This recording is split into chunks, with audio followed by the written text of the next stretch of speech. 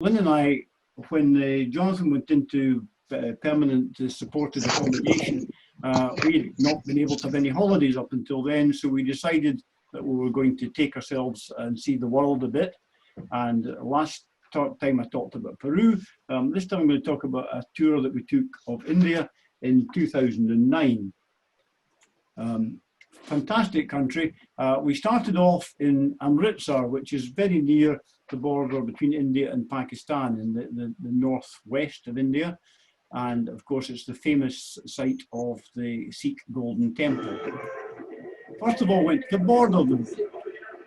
This is the scene on the border every single day when they close the border between India and Pakistan, and India celebrates its national heritage rather aggressively, as you will see.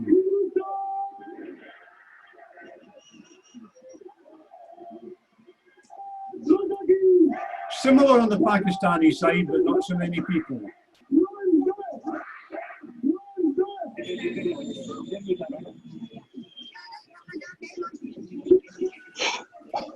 And gradually the flags come down, and they do this every night. So that was our first introduction to the India-Pakistan border. These two countries really do have a kind of love-hate relationship with each other, because they've been doing this ceremony, I think, for about 50 years every day. And although it's very aggressive, it's done in very good form. And we went there again this year, and they've, in fact, it's even bigger now, and it's much bigger on the Pakistani side. Many more Pakistani visitors coming to see the ceremony of closing the border every day. Then we went on to see the Golden Temple. Amritsar is where the Sikhs have their holiest place in the world. And this is the Golden Temple, which is in the middle of a pond. And we saw it, first of all, at night. It's absolutely fantastic at night, all lit up at night. It was built in 1577, but it was destroyed by the Muslims, and it was rebuilt in 1809. So the one you see just now was built in 1809. And it was gilded in 1830. The local Maharaja gave a whole lot of gold so it could be gilded. And they get about 100,000 visitors a day. And they feed every single one of them. Whenever you go to Sikh Gurdwara, anywhere, there's one in Glasgow, one of the things you get is you get a free meal. And they feed everybody. You don't have to be a Sikh, you can be anybody at all. You get a meal. Just do some muting here. Right. They also have an awful lot of chapatis. The meal basically is a sort of basic meal with some dal and chapatis and stuff, vegetarian meal. And there they are, some of the girls making chapatis. Very atmospheric place. And it's guarded by Sikhs. The Sikhs are a fairly kind of warlike group. And here they are making chapatis the old-fashioned way. And here they are making it the modern way. This is your modern Kenwood chef. And I'm an engineer, so I love these sort of things. A chapati making machine. And there's the people getting their meal. And as I say, they feed 100,000 people every day. And of course, you have to wash the dishes. So there they are, washing the dishes afterwards. After we'd been to Amritsar, we went to Delhi. And frankly, I've been to Delhi now 4 times, I think, in my life. And I find it one of the most uninteresting places on the face of the earth. New Delhi is very sort of sanitized almost, and Old Delhi is very crowded and very full of traffic. So I've kind of glossed over Delhi, and the next place we went to after that was Varanasi, which used to be called Benares, holy city on the river Ganges. And the first thing we saw was, again, a sunset ceremony, and this is what they call Aarti, which is a ceremony of thanks to Ganga, which is the river Ganges, which is considered a god by the Hindus. So here they are having their ceremony. Conch shell to start the ceremony, with a great deal of incense and fire weaving.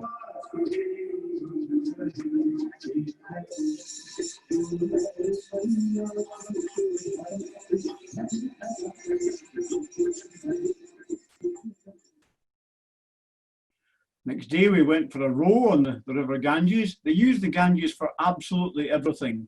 They bathe in it, they wash their laundry in it, they bury their bodies by putting their ashes in it. Here's the dhobi and the people doing the laundry.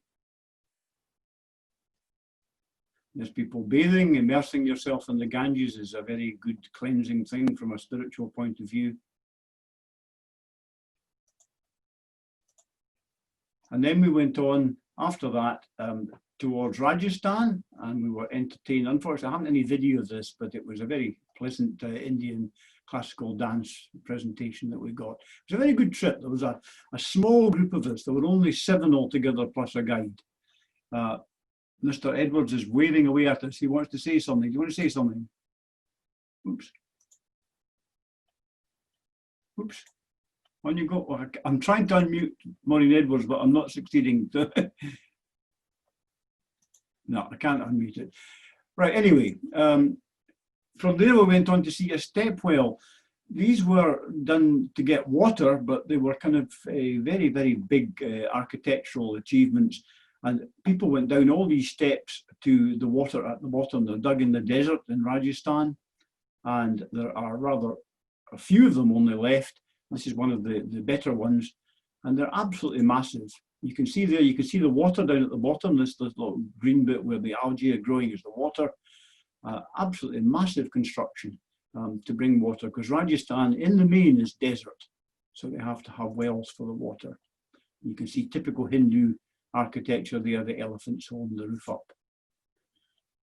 Next to the step well, there was a country potter, and he produced, you can see the wee collection of pots there. He produced all of these in literally a few seconds from this big dod of clay on a wheel, which was no motor. It was rotated by a stick. You can see the stick there beside it. He used that to shove the wheel round to make it spin, and then made all these little pots.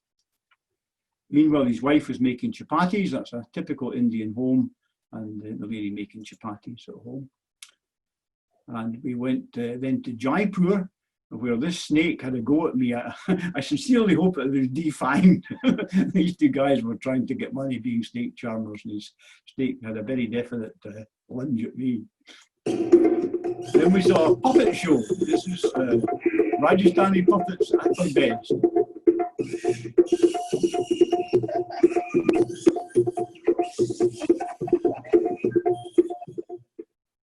It was a very good show. I couldn't do India without including the Taj Mahal. I know it's a bit of a cliche, but we just happened to be in Agra on a lovely day, so we really got beautiful weather, and of course we couldn't resist the temptation to do the Lady Di shot.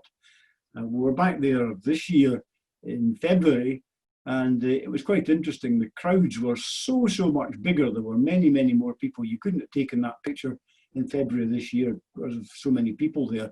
But the other thing was the pollution was so bad that there was a haze everywhere, not just in Agra, everywhere in India there was a lot of haze. And I saw some pictures just yesterday on the television, and one of the things the coronavirus epidemic has done is it cleaned up the atmosphere, and you can now see things again. There's now better, cleaner air. Taj Mahal is an absolutely magnificent building. As you probably know, it was the tomb of Mumtaz, who was the favourite wife of Shah Jahan. And 20,000 people built it, and it was built, they started building it in 1632, and they finished it in 1643. And Shah Jahan himself is buried in there as well, but it was a tomb, a mausoleum for the wife of Shah Jahan. And I think it was a great show-off piece as well. We really wanted to show how powerful the Mughal Empire was. It's made of semi-precious stones inlaid into sandstone, and you can see there the guy doing some repair work on it. The stonework is absolutely magnificent, everywhere, great detail. We then went down south to the south of India, and we went to a tea plantation. And this is a typical tea. It's the camellia bush they used to make tea.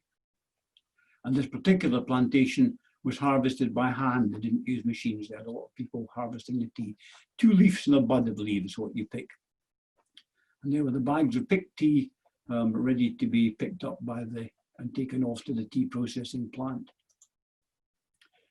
And then finally, after that, we went down to Kochi. It used to be called Cochin.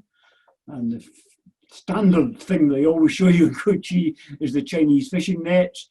These are a tourist attraction now. I don't think they make very many fish out of them. And they dip these down into the water, They've got a cantilever structure, and then they pick up the fish and they sell them afterwards. So there's the fish that they've got. But you're hardly going to make your living, I don't think, selling that number of fish. That was a day's catch from one group of fishermen. We then went to see in the south of India, they've got a dance system called Kathakali, and it's a very ritualized form of dance. All the performers are male, and they dress up very elaborately. We were very lucky we got to see them putting their makeup on before the dancing. And this is the performance in process. There is Sri Krishna, which is the guy that we were just looking at, and a gentlewoman who was the other person in it.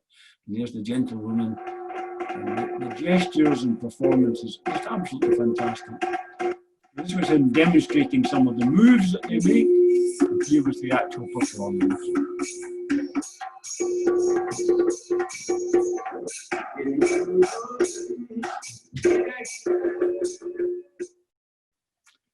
And finally, we went off on a converted rice boat. I think very few of these are actually converted rice boats. Most of them are modern boats, like the one you can see, pardon me, in this picture, which has just been built for the tourist trade. But the original ones were rice barges that had been converted into tourist houseboats. And we went on the backwaters of Kerala in one of them. So that really is a kind of snapshot of some of our experiences in India. I hope you've enjoyed me sharing it with you, and I'll be very happy to answer any questions. I always hear that India is a complete contrast between extremely poor and extremely rich. You didn't show, perhaps for very good reason, much in the way of squalor and poverty. Did you see that, or did your guide avoid it for you? No, yeah, I think what you say is very true. I actually grew up in India. My dad worked in India when I was a teenager, so I know India quite well. And yes, it's very, very true that India has got vast extremes of poverty. The poor are extremely poor, and the rich are extremely rich. And the rich think the poor are extremely undeserving. So the rich don't have any empathy with the poor whatsoever. It really is a contrast of great contrast that way. But I'm not trying to advocate the Hindu religion, but the Hindus sincerely believe in a cycle of birth and rebirth. And they really believe that if you're a good poor person, your chances of being reborn as a rich person or a more privileged person next time round are quite good. And it's amazing, but the poor really do accept their lot. They're quite happy. We lived in the jungle when I was a teenager, near a village, and the huts were made out of just mud and mutty, as they call it, and straw. People had no money whatsoever. They maybe had one cow or a couple of goats.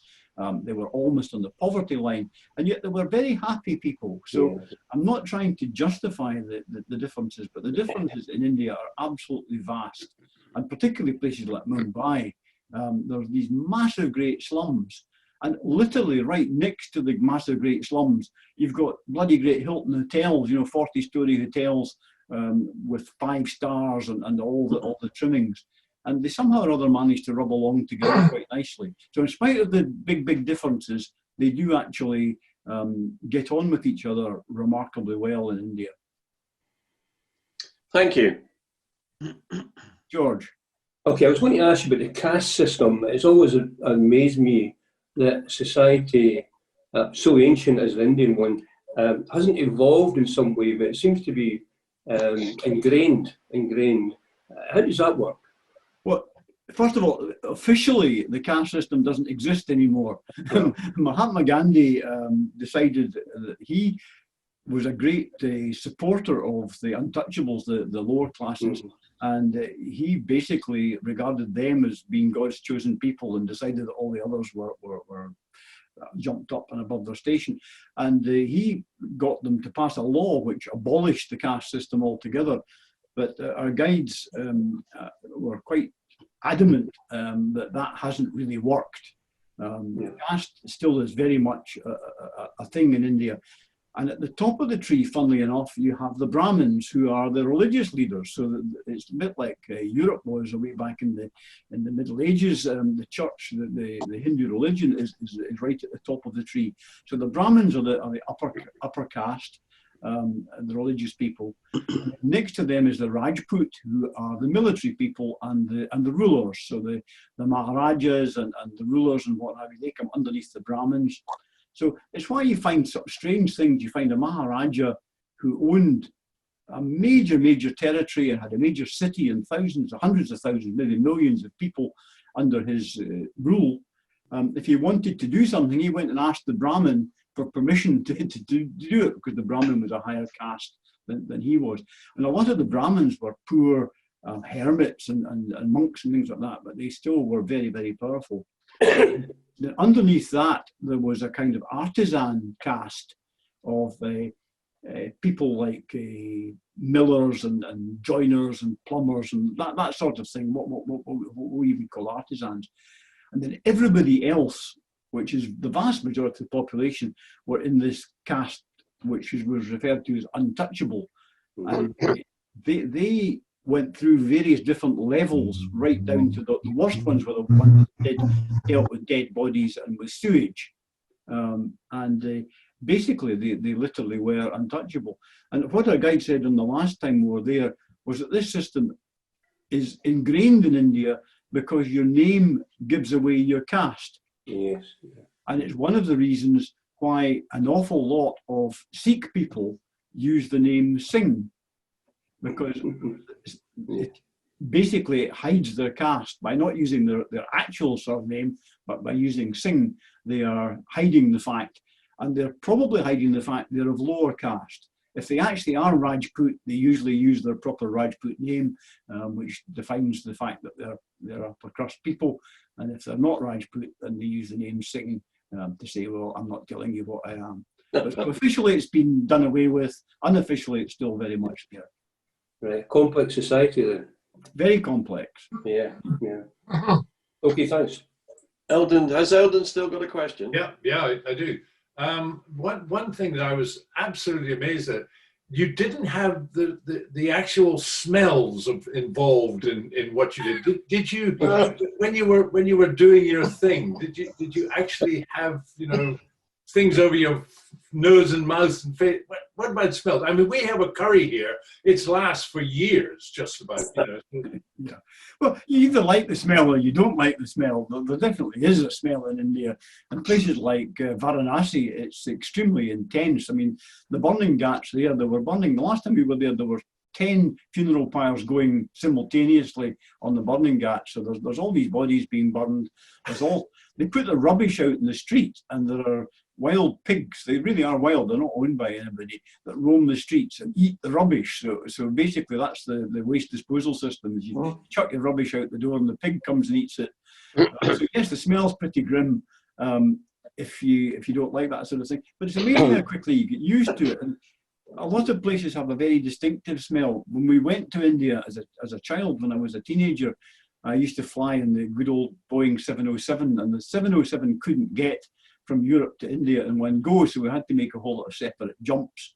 And one of the places we jumped to was Cairo. We used to land in Cairo quite frequently. And we never got out the airport. We went to a transit lounge at Cairo. And the smell in Cairo was overpowering and not at all pleasant.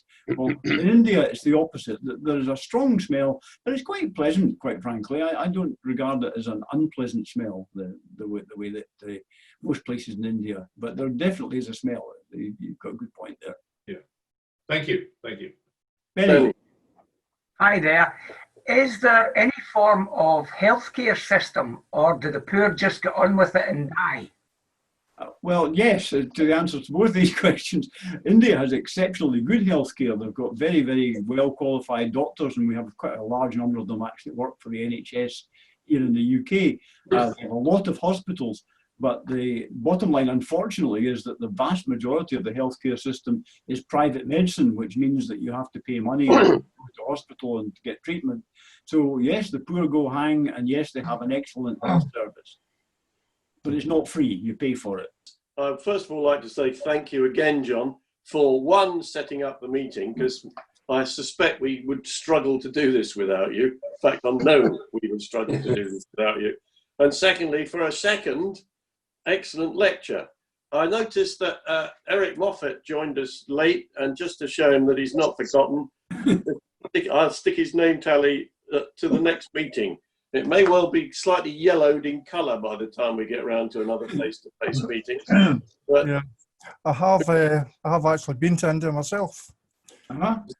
Yeah, Enjoy it, Elliot? the year before the last Commonwealth Games, Oh, yeah. when the part of the new motorway they were building, the high level motorway, came down, oof. killed numerous people. Well, that must have been about the same time as that. It was 2009 that particular visit I did was, and they were building the subway in Delhi. They were extending the subway for the Commonwealth Games, and that's been a great success. The metropolitan, particularly the subway system, but the metropolitan trains in Delhi are now really excellent. They go all the way out to the airport, and they're building new lines at the present